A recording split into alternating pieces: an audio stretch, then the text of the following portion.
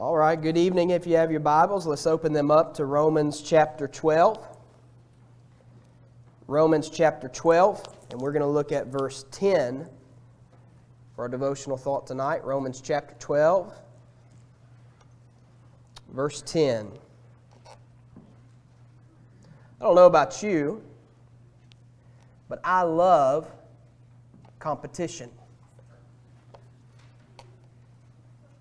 There's something about competing, whether it be a competition of strength, a competition of the mind, a competition of skill. I don't care what it is.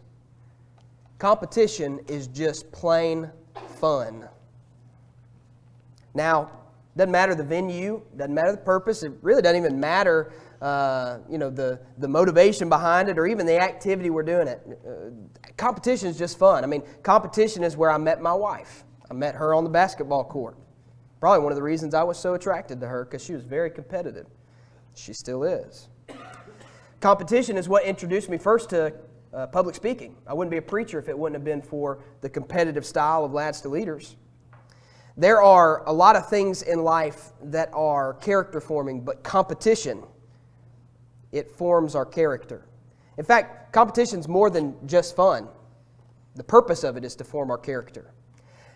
Did you know that competition is not bad? Sometimes we act like it is. That somebody is first, somebody is the greatest, and someone is best. It's not bad for our society, nor is it bad for our children. It's good for them. That somebody be the best, somebody be first.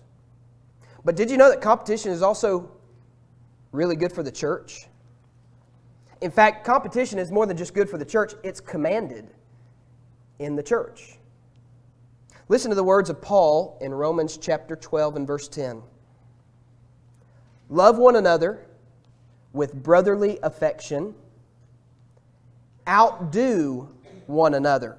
That's what the ESV reads. Outdo one another in showing honor. As Christians, competition can consist of many things, but in this verse, Paul tells us that we should try to outdo one another in showing honor. The word honor in Romans 12 and verse 10 is the same word used over in Acts 19 and verse 19. When the Christians who had been practicing the magic arts brought their sorcery books to the middle of the city and they all burned them, and that fire, if you'll remember, we studied it not long ago, was a $10 million fire. It equated to about 50,000 pieces of silver. Now, it said when they burned that fire that they calculated the value of those books. The word value is the same word used here in Romans 12 and verse 10. Outdo one another in showing honor, or outdo one another in showing value. Let me ask you a question. Would things be different if we competed in the church? Would things be different if we competed in the church? Not for positions of authority, not for who's the most important, but if we competed with each other in showing honor. If we competed with each other in showing others that they have the most value. Oh, how different things would be if we were more competitive.